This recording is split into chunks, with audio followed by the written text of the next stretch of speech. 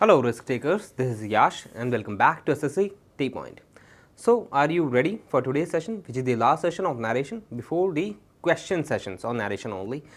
तो आज के सेशन में हम जो भी करेंगे वो बहुत इंपॉर्टेंट है because today is the last session of direct and indirect speech. आज के सेशन में we are gonna see some sentences which are converted from direct and indirect and the methodology which is required to convert them, है ना, from direct to indirect. चलिए start करते हैं. कुछ sentences देखेंगे, डाइवर्स सेंटेंसेस, जिसके जो इनडायरेक्ट स्पीच होता है वो कैसा होता है हम देखते हैं. ठीक है, चलिए स्टार्ट करते हैं. और इसके अलावा मेरे पास कोई स्पीच नहीं है इंट्रोडक्शन के लिए, है ना. चलिए तो डायरेक्टली हम आते हैं अपने पॉइंट के ऊपर.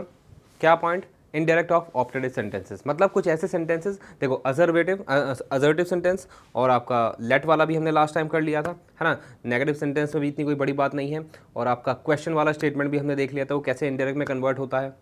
तो आज के सेशन में कुछ जो बच गए हैं सेंटेंसेस स्टेटमेंट्स उनका देखेंगे. लाइक ऑप्टेटिव सेंटेंस हो गया, ठीक है, इसका इनडायरेक्ट में कैसे या कन्वर्जन होगा, है ना. तो ऑप्टेटिव सेंटेंसेस पता ना कौन से होते हैं. तो ऐसे ही बहुत सारे सेंटेंसेस है. कुछ जनरल स्टेटमेंट्स होती है तो उनका भी देखा जाता है ये कैसे कन्वर्ट होगा. ठीक है, आ सकता है एग्जामिनेशन में, है ना. तो ऑप्टेटिव सेंटेंसेस की पहले बात करेंगे. आई होप ऑप्टेटिव सेंटेंस आपको पता है कौन से होते हैं. ऑप्टेटिव सेंटेंस वो होते हैं जिसमें आप क्या करते हो, ब्लेसिंग्स देते हो या कर्ज देते हो, है ना. और ये पहले भी हम पढ़ चुके हैं, हमने शायद वॉइस में किया था ये. तो उसका कन्वर्जन कैसे होता है, क्योंकि जो अफर्मेटिव है हमने वो देख लिया कैसे कन्वर्जन होता है. उसमें फुल स्टॉप आता है. क्वेश्चन वाले स्टेटमेंट में क्वेश्चन मार्क आता है. ऑपरेटिव सेंटेंस में क्या आता है आपका, क्वेश्चन मार्क आता है. नो, ऑपरेटिव सेंटेंस में आपका साइन ऑफ एक्सक्लेमेशन आता है. And how that sentence would be converted, चलिए देख लेते हैं. तो पहले हम बात करेंगे कुछ रूल्स की या इंस्ट्रक्शन की which are required to be use to convert an optative sentence from direct to indirect, है ना. सबसे पहले आपको पता है कि भाई कोई भी वर्ब होगी लाइक सेड, वो कन्वर्ट हो जाएगी प्रेड में या विश्ड में. क्यों कन्वर्ट हो जाएगी? बिकॉज ऑप्टेटिव सेंटेंस में आप प्रे ही करते हो या विश करते हो, है ना. उसके बाद इन्वर्टेड कॉमास जैसा कि हर एक रूल में होता है हम हटा दिए जाएंगे, ओमिटेड. ठीक है, इन्वर्टेड कॉमा का इनडायरेक्ट स्पीच में कोई रिक्वायरमेंट नहीं है. उसके बाद है कंजंक्शन दैट लगता है. कंजंक्शन दैट लगता है ना. जैसे हमने लेट के भी कुछ सेंटेंसेस देखे थे जिसमें दैट के साथ आपका लगा था व्हाट, शुड भी लगा था, है ना. तो ऑप्टेटिव सेंटेंस में आपको याद रखना पड़ेगा, ठीक है, कि भाई आपको दैट का यूज़ करना है. ठीक है, तो दैट का यूज़ करोगे टू रिमूव या ओपन दी इन्वर्टेड कॉमास. उसके बाद है आपका optative composition must be change to assertive. आपको पता ही है कि चाहे वो क्वेश्चन वाला स्टेटमेंट हो चाहे वो एक्सक्लेमेशन वाला स्टेटमेंट हो, सभी को आप सिंपल अजर्वेटिव सेंटेंस में कन्वर्ट करोगे या अफर्मेटिव सेंटेंस में कन्वर्ट करोगे, है ना. तो फुल स्टॉप को आपको यूज़ करना है. ठीक है, आपको स्टेटमेंट बनानी है फुल स्टॉप वाली इनडायरेक्ट स्पीच में. ठीक है, तो बस वही है, ऑप्टेटिव सेंटेंस को आपको असर्टिव स्टेटमेंट में बना देना है. एंड लास्टली आपको शुड या माइट का यूज़ कर सकते हो, डिपेंड्स कि भाई आपका सेंटेंस कैसा है. ठीक है, शुड और माइट का यूज़ हो सकता है. ठीक है, चलिए अब देख लेते हैं. बहुत ही सिंपल आपके 5 जो है इंस्ट्रक्शन रूल है एसोसिएटेड विद ऑप्टेटिव सेंटेंसेस. अब देख लेते हैं एग्जांपल्स क्या कह रहे हैं. Direct, grand mother said may God bless you. बहुत ही सिंपल स्टेटमेंट है और ऐसा बोला जाता है, बहुत कॉमन है. ठीक है, मॉम ने बोला, सॉरी ग्रैंड मदर दादी ने बोला भगवान तुम्हारा भला करे, है ना, मे गॉड ब्लेस यू. अब इसका क्या करना है तुमको, दादी ने बोला या प्रे करा, प्रे करा, तो ग्रैंड मदर प्रेड. ठीक है, और दैट का यूज़ करोगे, हमेशा दैट का यूज़ करोगे. विश्ड, प्रेड, ऑप्टेटिव सेंटेंस में दैट का यूज़ करोगे to open the inverted commas, है ना. उसके बाद कुछ नहीं है आपको, इसको ये किस फॉर्म में है, देखो मे आ रहा है पहले, यानी कि वर्ब आ रहा है पहले, वर्ब आ रहा है पहले, और ये कंस्ट्रक्शन, ये स्ट्रक्चर होता है किसका, ऑप्टेटिव सेंटेंस का. हमेशा मे आता है शुरुआत में, है ना. मे गॉड ब्लेस यू या कोई और वर्ब यूज़ हो जाएगी. तो अब इसको आपको इस फॉर्म से हटा के अफर्मेटिव सेंटेंस में बदलना है. अफर्मेटिव सेंटेंस में क्या होता है, पहले सब्जेक्ट होता है देन वर्ब होती है. तो इस सेंटेंस का सब्जेक्ट क्या है, गॉड है, तो गॉड दैट के बाद यूज़ कर दिया मैंने. मे का सेकंड फॉर्म माइट, आपको पता है अगर कोई मॉडल वर्ब होगी तो उसका पास्ट फॉर्म यूज़ हो जाएगा.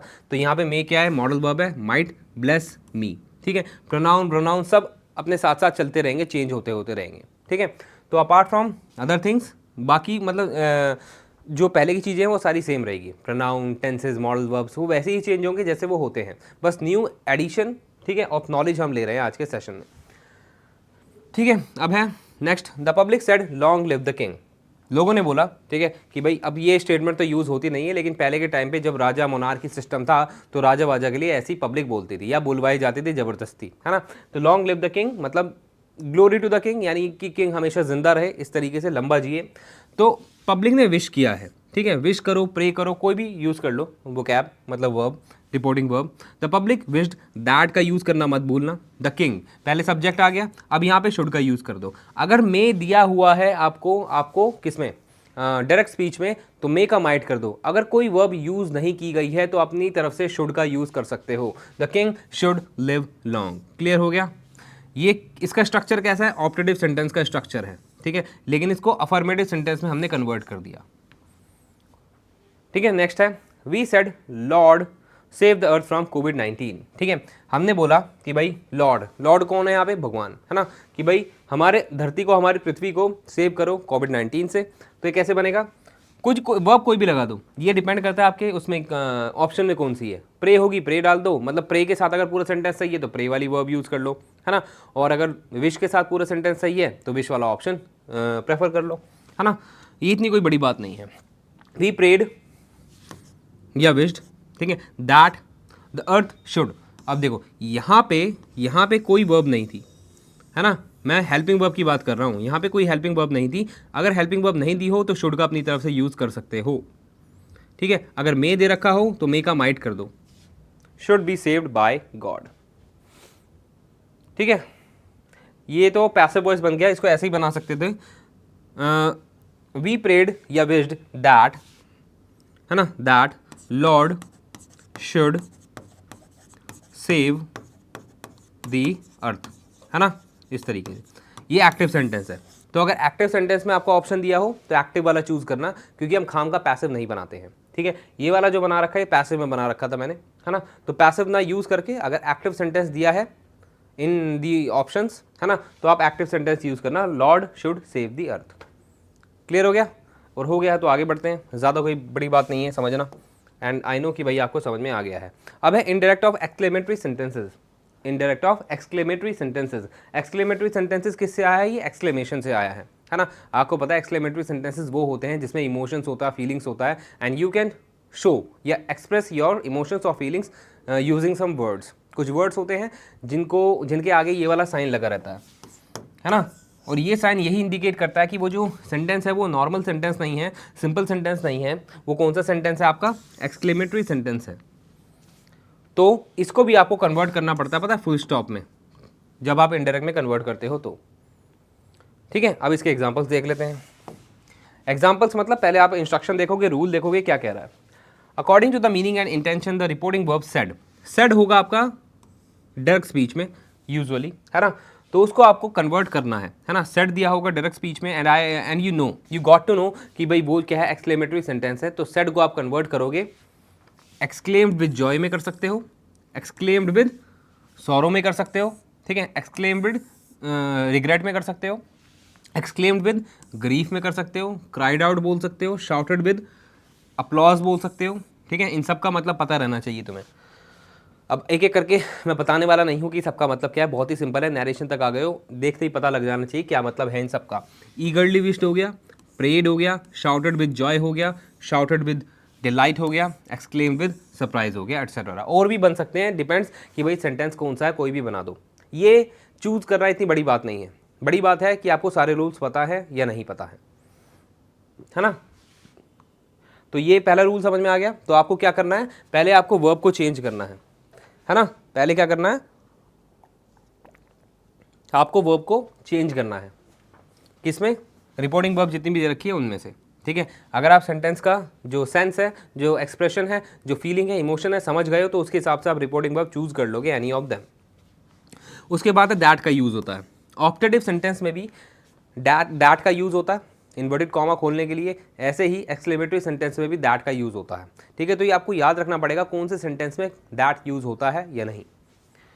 उसके बाद है कुछ वर्ड्स होते हैं जो इंडिकेट करते हैं कि वो जो सेंटेंस है वो एक्सक्लेमेटरी सेंटेंस है। वो वर्ड्स हो गए अलास, ओह, हुर्रे, ब्रावो, हेवंस। और आई विल होप कि भाई ये वर्ड्स आपने पहले भी देखे होंगे। ऐसा नहीं होगा कि भाई ये जो है वर्ड्स आपके सामने पहली बार आए हैं, है ना। ये सारे वर्ड्स आपको इंडिकेट करेंगे कि ये जो सेंटेंस है ये अफर्मेटिव सेंटेंस नहीं है। ये कौन सा सेंटेंस है, एक्सक्लेमेटरी सेंटेंस है ना। इनको रिमूव कर देना होता है, ठीक है। ये दोबारा आप इनडायरेक्ट में यूज़ नहीं करते हो। उसके बाद है verbs are change to tenses. Tenses आप हमेशा रूल याद रखोगे। अगर उस सेंटेंस के अंदर कोई मॉडल वर्ब है तो उसका रूल याद रखोगे। टेंसेज है उसका रूल याद रखोगे। कौन सा रूल? कि भाई कोई टेंस डायरेक्ट में है तो इनडायरेक्ट में कौन सा टेंस चेंज हो जाता है, वही वाला रूल की बात कर रहा हूँ, है ना। ये सारे रूल्स साथ साथ ध्यान रखने हैं, ठीक है। इनमें वही रूल्स, वही मतलब इनमें कोई चेंज नहीं होता है। उसके बाद आप फुल स्टॉप का यूज़ करोगे, इस वाले साइन को हटा के इस वाले साइन का यूज़ करोगे, यानी कि एक्सक्लेमेटरी सेंटेंस को अफर्मेटिव या असर्टिव सेंटेंस में चेंज करना होता है, like the optative ones we did recently. उसके बाद है कुछ वर्ड्स हैं जो आपको क्या है बता सकते हैं, कुछ वर्ड्स जानना ज़रूरी है कि कौन से फ्रेज, एक्सक्लेमेटरी फ्रेजेस जो होते हैं कौन सा सेंस या कौन सा इमोशन इंडिकेट करते हैं। लाइक आपका हुर्रे है, हुर्रे आपका जॉय बताता है, सरप्राइज बताता है, पता होगा, है ना। उसके ब्रावो, ब्रावो क्या बताता है? अप्रिसिएशन बताता है, अप्लॉज बताता है, तारीफ, है ना। हाक ये बहुत कम देखने को मिलेगा, इसका मतलब होता है लिसन। फी पू ये क्या बताता है? कंटेम्प्ट बताता है, कंटेम्प्ट मतलब क्रिटिसिज्म, है ना, मतलब निंदा। तो कुछ ऐसे वर्ड्स हैं जिनको तुम्हें पता रहना चाहिए, जैसे यहाँ पे अलास भी था, अलास का मतलब भी पता होना चाहिए था, आह भी था, है ना, हेवंस भी था, ओह भी था। तो ये कुछ ऐसे वर्ड्स हैं, ठीक है, एक्सक्लेमेटरी वर्ड, जिनका तुम्हें मतलब पता रहना चाहिए कि वो कौन सा इमोशन इंडिकेट कर रहे हैं। उसी के बेस पे तुम रिपोर्टिंग वर्ब को चूज कर पाओगे इनमें से।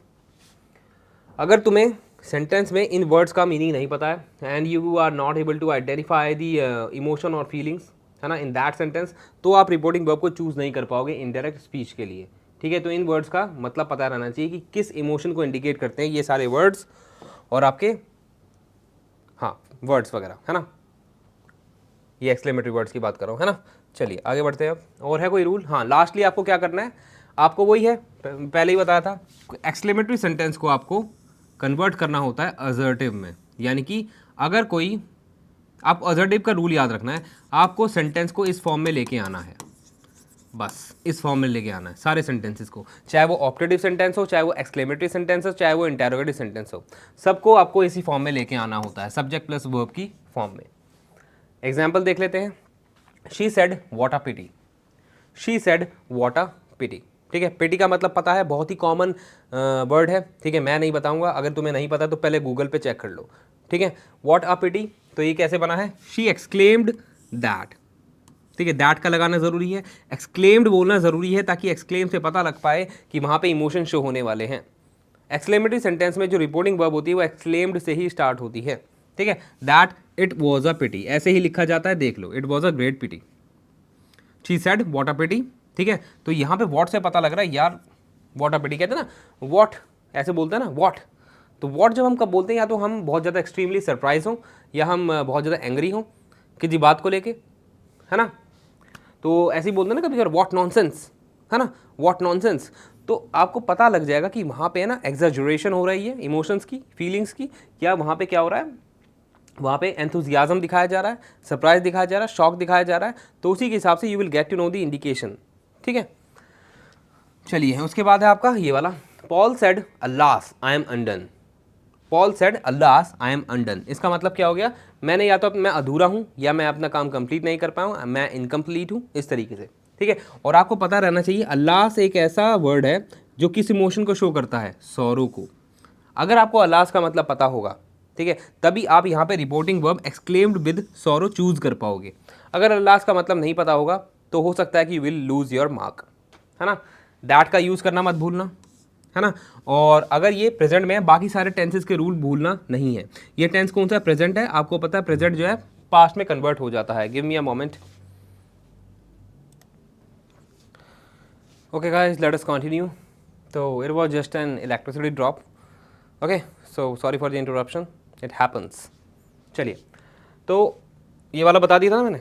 तो if you know the word then you would be able to identify और you would be able to use the verb for the reporting speech, है ना, रिपोर्टिंग वर्ब आई मीन। चलिए नेक्स्ट है, master said well done my boys, बोला जाता है ना ऐसे। तो अब इस केस में वेल डन आ रहा है, तो वेल डन से तुम्हें पता लग जाएगा कि वेल डन किस लिए आ रहा है ना। Why you are using well done, well done क्यों यूज़ कर रहे हो? वेल डन तब यूज़ कर रहे हो व्हेन यू अपलॉड समबडी, है ना, ये या एडमायर समबडी। तो यहाँ पे वेल डन के लिए क्या आया है? मास्टर ने खुश होकर बोला है विद जॉय, है ना। Master shouted with Joy that, that लगाना मत भूलना, अगेन इस बात को ध्यान रखना। The boys had done well, है ना।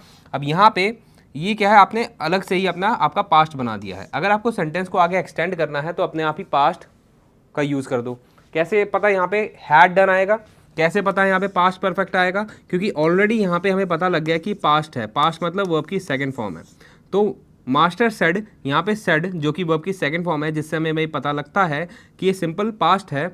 तो इससे हमें पता लग गया कि जो सेंटेंस है वो सिंपल पास्ट में है। सिंपल पास्ट का कन्वर्जन होता है पास्ट परफेक्ट में। तो इसलिए master shouted with Joy that, यहाँ पे मैंने the boys had done well क्यों लिखा है, क्योंकि जो डायरेक्ट स्पीच थी वो सिंपल पास्ट में थी, तो इसलिए मैंने खुद से ही एक्सटेंड कर दिया आगे sentence using past perfect tense. Clear हो गया? तो ऐसे आप आगे बढ़ोगे।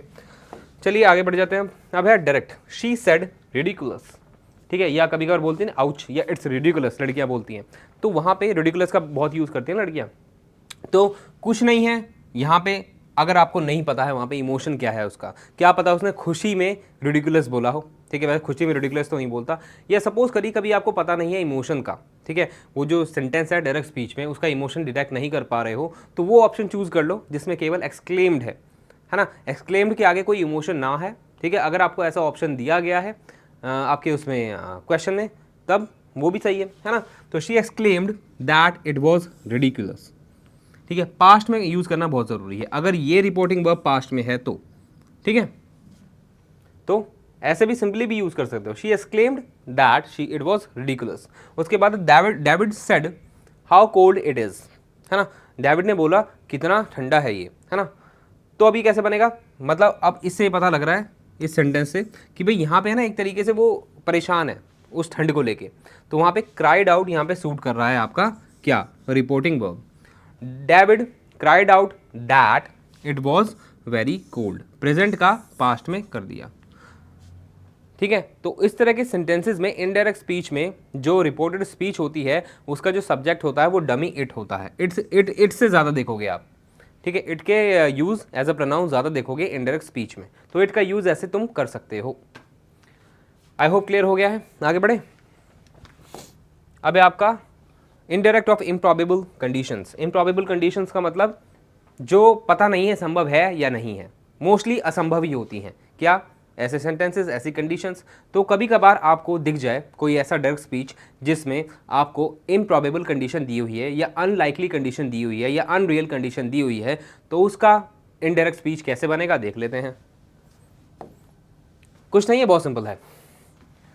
हाँ, ये यही लिखा हुआ है। सीधा आते हैं एग्जाम्पल पर directly. If I had time I would do the rest of the work, he said to me. उसने मुझसे बोला अगर मेरे पास टाइम होता तो मैं बाकी का काम कर देता।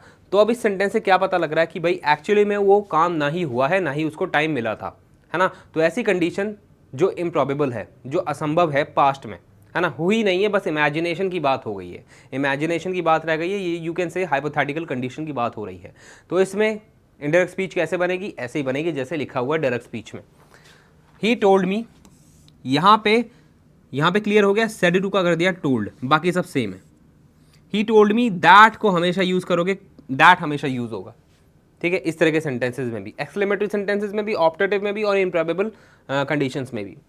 इफ ही हैड, प्रोनाउन का चेंज हमेशा करोगे, बाकी जो टेंसेज हैं इन दी इम्प्रॉबेबल कंडीशन और दी सेंटेंसेज लाइक दीज, है ना, तो उसमें आप कोई चेंज नहीं करोगे। If he had time he would do the rest of the work, बस क्लियर है, कुछ नहीं करना है। चलिए तो अब देखते हैं हम नेक्स्ट वाला statement. If I were you I would teach him a lesson, Paul said to Dolly. Paul ने डॉली को बोला अगर मैं तुम्हारी जगह होता या मैं तुम होता तो मैं उसे एक लेसन सिखा देता। तो इसका क्या बनेगा, यहाँ पे सेड टू का हो गया what, told. Paul told Dolly that, that क्यों लगा, बिकॉज लगता है दैट। इफ ही वर हर, केवल प्रोनाउन चेंज होगा और कुछ नहीं। ही वुड यहाँ पे दैट नहीं आएगा, टीच आएगा। He would teach him a lesson, ठीक है, सिंपल है ना। उसके बाद है आपका if she were a doctor she would be very successful, I said to her mother. मैंने उसकी मॉम से बोला अगर वो डॉक्टर होती तो ज़्यादा सक्सेसफुल होती, या हाँ ज़्यादा सक्सेसफुल होती, है ना। तो क्या बनेगा इसका, I told her mother if she, अरे दैट क्यों आ रहा है ये बार बार, I told her mother that, हाँ ये ऐसे इफ़ शी पहले क्यों आ गया, पता नहीं क्यों हो रहा है, चलिए देखते हैं। आई told her mother that if she were a doctor she would be very successful, है ना, कि अगर वह डॉक्टर होती तो आज वह ज़्यादा सक्सेसफुल होती, है ना। होते हैं ना कुछ ऐसे सेंटेंसेस अपने डेली लाइफ के, सारी कंडीशंस अपनी डेली लाइफ की हैं ये, है ना, तो वही आ जाती है। चलिए आगे बढ़ते हैं। अब है आपका indirect of past habits. Past habits में मतलब जो आप पास्ट में किया करते थे वो आ जाती हैं, तो उनमें क्या चेंज होगा, कोई चेंज नहीं होगा, ठीक है, तो कोई चेंज नहीं होता है, ये मैंने लिख दिया है पहले ही। The tense of the direct speech that denotes past habits और customs is not changed in indirect speech. Clear हो गया, पास्ट हैबिट्स जैसी है वैसी रहेगी, उसके टेंस में कोई चेंज मत करना, केवल प्रोनाउन में। प्रोनाउन का चेंज यूनिवर्सल है, वो हर जगह चेंज होता है, ठीक है। उसके बाद है जैसे आपका we visited historical places on the last day of each month, John said to me. John ने मुझसे बोला कि हम जो है हिस्टोरिकल प्लेस जाते हैं, मतलब जाते थे, जाते थे हर एक महीने के आखिरी दिन में, है ना। We visited historical places on the last day of each month. Clear हो गया, I hope you got to know, you understood कि भाई ये एक तरह का हैबिचुअल पास्ट वाली स्टेटमेंट है ना। तो कैसे बनेगा, John told me that they visited, pronoun change हुआ, प्रोनाउन वी दे में चेंज हो गया, प्रोनाउन हमेशा चेंज होता है लेकिन टेंस इसका चेंज मत करना। Visited historical places on the last day of each month, है ना। चलिए नेक्स्ट है, they played cricket during summer vacation he said. उसने बोला कि भाई वो समर वेकेशन के दौरान क्रिकेट खेलते थे, क्रिकेट खेलते थे, पास्ट, तो कैसे बनेगा, ही said that they played cricket during summer vacation. Clear है, चलो आगे बढ़ जाते हैं। अब है indirect of nouns in vocative case. Vocative case वाला नाउन क्या होता है, आपने पढ़ा होगा nouns in nominative case, nouns in accusative case, nouns in एक और होता है dative case, nouns in vocative case सुना है कभी, होता है वो, अच्छा एक पॉजिटिव केस भी होता है नाउन का, वो भी सुना होगा, उसके भी बहुत रूल्स आते हैं तुम्हारे एग्जाम में। वोकेटिव केस ज़्यादा यूज़ नहीं होता है, लेकिन वोकेटिव केस ये वोकल से बना है, ठीक है। नाउन्स इन वोकेटिव केस का मतलब क्या हो गया, व्हेन यू कॉल समवन, जब आप किसी को एड्रेस करते हो, when you address someone bye हर और हिज नेम, है ना, जब आप किसी को बुलाते हो बाय देयर नेम्स, तो उस केस में जो केस बनता है, जो नाउन यूज़ होता है ना, इन अ पर्टिकुलर स्टेटमेंट, वो नाउन वोकेटिव नाउन कहलाया जाता है, ठीक है, नाउन इन वोकेटिव केस। तो जैसे एग्जाम्पल, तो यहाँ पे पता क्या होता है, अगर आप कोई डायरेक्ट स्पीच में आपको वोकेटिव केस में कोई नाउन मिलता है, किसी का नाम होगा, तो उसको कुछ नहीं करना है, उसको रिपोर्टिंग वर्ब के बाद इनडायरेक्ट स्पीच में यूज़ कर देना है। जैसे he said Lucas I want to talk to you, उसने बोला लूकस मैं तुमसे बात करना चाहता हूँ, ठीक है, किसी को बुलाया, किसी को पुकारा, यही वोकेटिव केस होता है नाउन का। तो जब भी किसी को बुलाओगे, पुकारोगे, तो वहाँ पे नाउन, प्रॉपर नाउन यूज़ होगा, जैसे लूकस यहाँ पे प्रॉपर नाउन है ना। तो कुछ नहीं करना है, ये जो लूकस है इसको उठाया मैंने, ठीक है, इसको मैंने जो इनडायरेक्ट स्पीच की रिपोर्टिंग वर्ब है उसके बाद में यूज़ कर दिया। He told Lucas that he wanted to talk to him, बस और कुछ नहीं करना, ठीक है। वैसे आएगा नहीं है, एडिशनली मैंने एक, क्या पता आ भी जाए, फिर भी मेरे को सब कुछ कराना था तो आई एडेड इट। उसके बाद है Patrick said John my friend and business partner is going to visit us, ठीक है। तो अब यहाँ पे जॉन को पुकारा जा रहा है, कौन बुला रहा है, पैट्रिक, तो जॉन को रिपोर्टिंग वर्ब इनडायरेक्ट स्पीच में उसके आगे रख दो। Patrick told John that my friend and business partner was going to visit them. Clear हो गया, सिंपल है। चलो आगे बढ़ते हैं फिर। अब है indirect of sentences with sir और मैडम। ये देखा होगा तुमने, बहुत बार आता है ये, एसएससी में पूछा जाता है, उसके बहुत नंबर ऑफ एग्जांपल्स मैंने देखे हैं। तो जब आपका डायरेक्ट स्पीच में सर या मैम है, जिसे हम मैडम बोलते हैं, ठीक है, तो वो कैसे कन्वर्ट होगा, कुछ नहीं है, सर या मैम आप कब बोलते हो, जब किसी को रेस्पेक्ट देते हो, है ना। तो instead of repeating the same word, आपका सर या मैम रिपीट करने के बजाय आपको क्या करना है, आपको एक ऐसा वर्ड ले लेना है जो उन दोनों वर्ड्स का या दोनों में से एक वर्ड का ऑल्टरनेटिव हो। सर या मैम दोबारा रिपीट नहीं करते हैं अपने इनडायरेक्ट स्पीच में, आपको उनकी जगह रेस्पेक्टफुली का यूज़ करना होता है, because the same is being conveyed by the two words sir और मैम, है ना। तो जैसे ये मैंने यही लिखा हुआ है, ठीक है, तो किसका यूज़ करना है आपको इनडायरेक्ट स्पीच में, रेस्पेक्टफुली, ये दोबारा रिपीट नहीं करने होते हैं।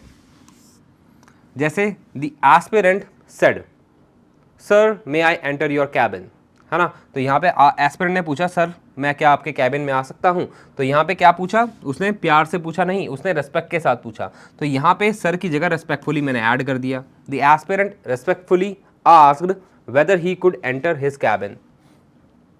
क्लियर हो गया, I hope you are getting it. आगे बढ़े। Noela said to the principal, madam I have submitted my assignment. इसका मतलब क्या हो गया? नोएला ने प्रिंसिपल को बोला कि भाई मैम मैंने असाइनमेंट सबमिट कर दिया है। तो सिंपल सी बात है, प्रिंसिपल को बोलेगी तो मैडम ही तो बोलेगी, नाम थोड़ी ना लेगी, यानी कि रेस्पेक्ट से बात करेगी।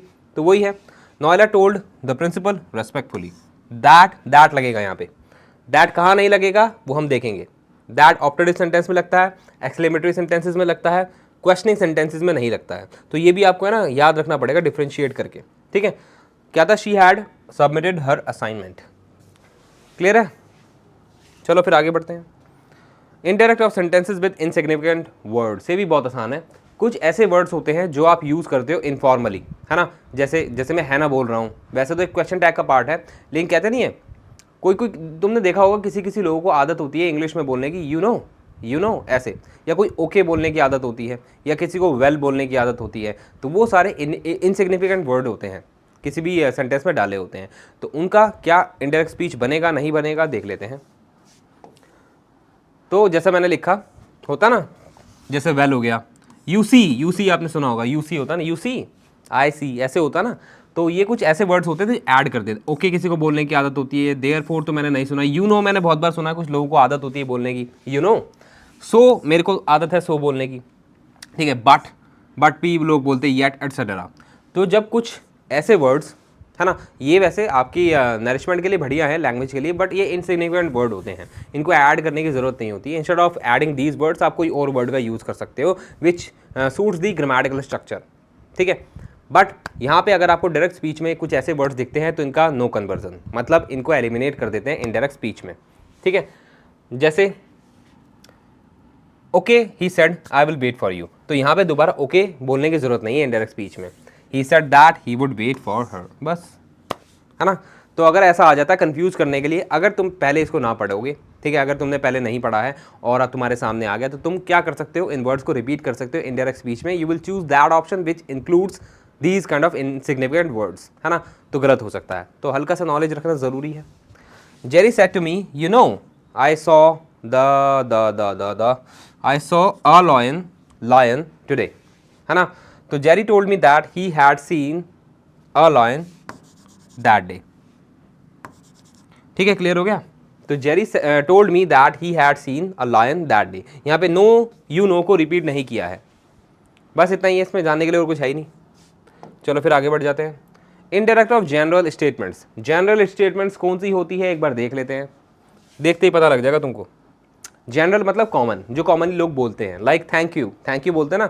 आप दिन में पता नहीं कितनी बार सॉरी या थैंक यू बोलते होगे। सॉरी तो जब भी बोलते होगे जब आप बदमाशी टाइप करते होगे या आपको आदत होगी किसी को छेड़ने की, लेकिन थैंक यू तो आप if you are a good guy, है ना, if you have good character, है ना, कैरेक्टर आई मीन, और you are very familiar with all of your relatives and your family members, or you can see your surroundings, then आप thank you ज़रूर बोलते होगे सबको, है ना। तो ये इसलिए जनरल स्टेटमेंट हो गई है। अब इनका क्या करा जाता है देख लेते हैं, सबका अपना अपना है। जैसे ही सेड थैंक यू, तो अगर मैं इसको ऐसे लिखता हूँ, ही सेड दैट थैंक मी, गलत हो गया, ही थैंक्ड मी। सेड लगाने की जरूरत नहीं, जब एक बार थैंक बोल दिया है तो ही थैंक्ड मी, है ना। क्यों सेंटेंस को लंबा कर रहे हो ये बोल के ही said that he thanked me, नहीं, सेंटेंस बड़ा हो जाएगा, खाम का जरूरत नहीं है। अगर इसको ही थैंक्ड मी भी बोलोगे तो वही मीन दे रहा है जो बड़ा सेंटेंस देता। ये क्या है, ये होगा मैरी सेड वेलकम। तो अगर मैं इसको ऐसे लिखूंगा, Mary said that she welcomed me, बहुत बड़ा हो जाएगा। ऐसे लिख सकते हैं, मैं ये नहीं कह रहा नहीं लिख सकते, बट क्या है वो वर्बोस हो जाएगा, है ना, तो ज़रूरत नहीं है। तो मैरी वेलकम्ड मी, बस मैरी वेलकम्ड मी। गुड मॉर्निंग फ्रेड डेजी, जब तुम किसी को गुड मॉर्निंग गुड इवनिंग करते हो तो विश करते हो, ग्रीट करते हो, तो वैसे ही है, Daisy wished Fred good morning. Clear हो गया। चलो फिर आगे बढ़ते हैं। अब आई थिंक ये लास्ट स्लाइड है अपनी। Bella said happy Mother's Day, Bella wished her mother a happy Mother's Day, ठीक है। रिपोर्टिंग वर्ब को सूटेबल वर्ब में चेंज करना तुम्हें आना चाहिए। मिस्टर डैनियल सैड तो नहीं होगा यहाँ पे, सैड आज के लिए माफ़ी, आ रहा कुछ ज़्यादा मिस्टेक होगी ना छोटी छोटी। I will rectify it when I will be going ahead, ठीक है। आगे से मैं कोशिश करूँगा ऐसी गलती ज़्यादा ना हो, आज कुछ ज़्यादा ही हो गई, छोटे छोटे टेक्स्ट गलत हो गए, बट अच्छी बात यह है कि मैं उनको आइडेंटिफाई कर पा रहा हूँ और वो आपको सही कंटेंट दे पा रहा हूँ, है ना। बाकी नेक्स्ट टाइम से ये नहीं होगा बिल्कुल भी। Mister Daniel said will you lunch with my family.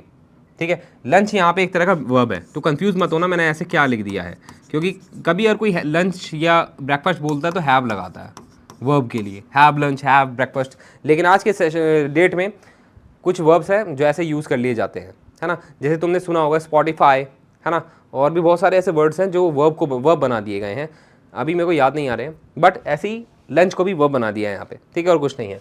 Will you lunch with my family, तो ये क्या है, आपको पता है कि भाई फैमिली को लंच के लिए बुला रहा है, तो इन्वाइट कर रहा है, तो मैंने यहाँ पे सेड को, ठीक है, क्या बना दिया, इन्वाइटेड बना दिया। Mister Daniel invited me to lunch with his family. Clear हो गया। The intruder is in the house said the maid, है ना। तो मेड इन्फॉर्म्ड, अब मेड ने बताया, इन्फॉर्म किया कि भाई जो घुसपैठिया है वो घर में है, इंट्रूडर क्या है, घर में है। The made informed us that the intruder was in the house. ठीक है, तो आपको सूटेबल वर्ब पहचानना आना चाहिए और उसी के हिसाब से आपको ऑप्शन में मार्क करना है। एंड विद दिस कंप्लीट हो गया है आज का सेशन भी, है ना। Thank you for taking today's session. तो अब हम मिलेंगे नेक्स्ट सेशन में, देखते हैं क्या करते हैं। ठीक है, वैसे तो अब कंप्लीट हो गया आपका नरेशन, इससे ज़्यादा नरेशन में नहीं है सीखने के लिए कुछ। नेक्स्ट सेशन में हम क्वेश्चंस करेंगे, है ना। तो देखते हूँ कितने questions I can add for the narration, है ना। तो आज का session was the last session for narration, है ना। इसके बाद क्वेश्चन करेंगे एंड उसके बाद हम थोड़ा और आगे बढ़ेंगे इंग्लिश में ही, बिकॉज आपका ग्रामेटिकल पार्ट, है ना, course syllabus of grammar has been completed.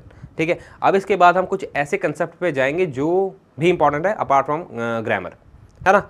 चलिए, अब हम मिलेंगे कब, अब हम मिलेंगे नेक्स्ट सेशन में विद क्वेश्चनिंग, आपका सेशन होगा, questions of narration would be done in the next session. And till then what you have to do, you are required to study hard, है ना।